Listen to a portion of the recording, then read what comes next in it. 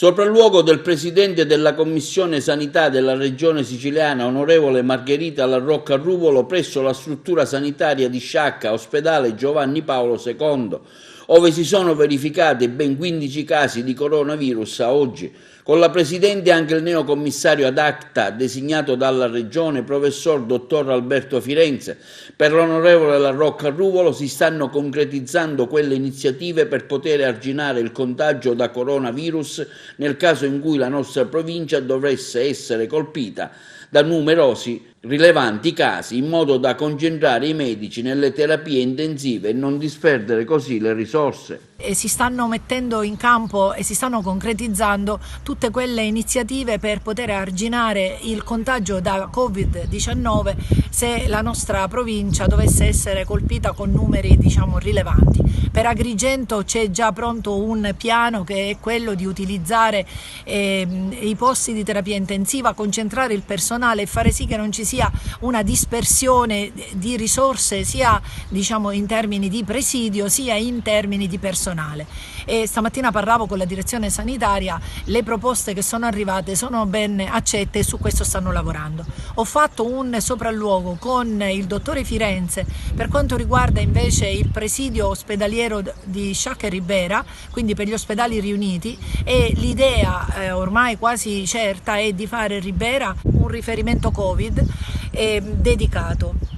Lasciare su Sciacca la possibilità di utilizzare la terapia intensiva con 20 posti letto per quello che sarà l'emergenza, e nello stesso tempo attivare tutto quello che serve per utilizzare al meglio sia il personale sanitario che i presidi che ci sono e quelli che arriveranno. L'emergenza coronavirus ci deve fare riflettere tutti, perché è una problematica seria che deve essere affrontata in maniera attenta da parte di tutta la collettività, a partire dalle amministrazioni comunali, a cui va ovviamente la nostra attenzione particolare perché controllino il territorio e facciano in modo che la gente rimanga a casa, che sanificano gli ambienti sia esterni che interni, perché diventa fondamentale, e che diano una mano ovviamente a chi in questo momento è in prima linea, gli operatori sanitari. I nostri operatori sanitari sono la nostra risorsa e per questo dobbiamo fare in modo che stiano in sicurezza, ancor prima loro, per rendere sicuri ovviamente la collettività. In atto abbiamo già stamattina dato indicazioni, domani dovrebbero essere pronti i lavori di